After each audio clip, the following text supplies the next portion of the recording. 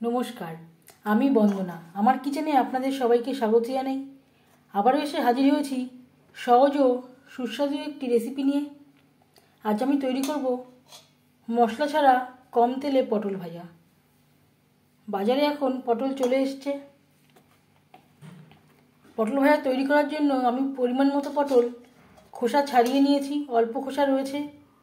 একটা পটলকে দু টুকরো করে চিড়ে নিয়েছি আর পরিষ্কার করে ধুয়ে নিয়েছি। সবার প্রথমে আমি ম্যারিনেট করব। এর জন্য দিয়ে দেব পরিমাণ মতো হলুদের গুঁড়ো, আর লাগছে স্বাদ মতো লবণ। লবণ হলুদ পটলে বেশ ভালো করে মেখে নেব। আমি আর চিনি ব্যবহার করলাম না, আপনারা চাইলে সামান্য পরিমাণে চিনি ব্যবহারও করতে পারেন।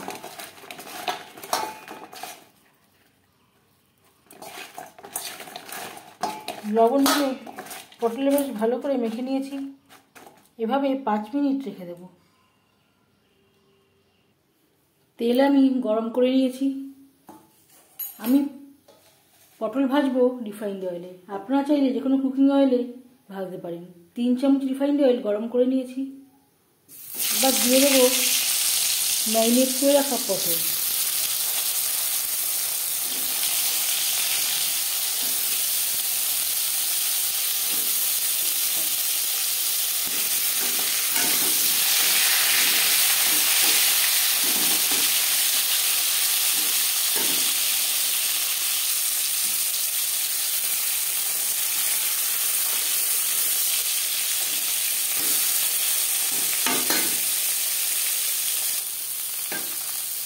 একটা সাইড ভাজা হয়ে গেলে অপর সাইডটা উল্টে দেব।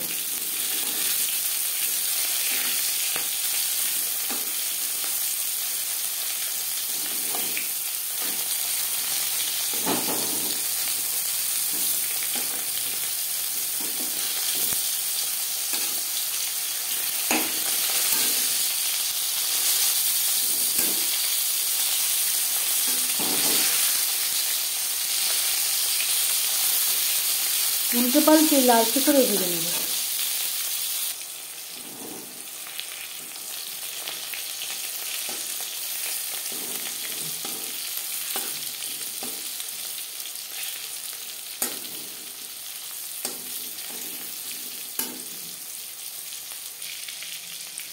পটল ভাজা হয়ে গেছে, সুন্দর একটা কালার চলে এসছে।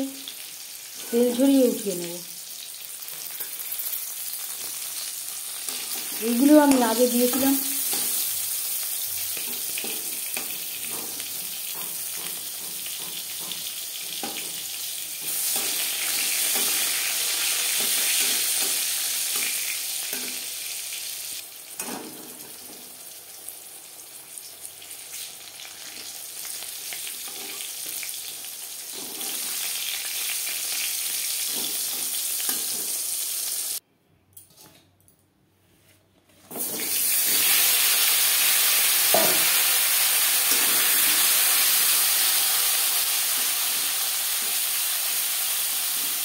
পরের পটল একইভাবে ভেজে নেব।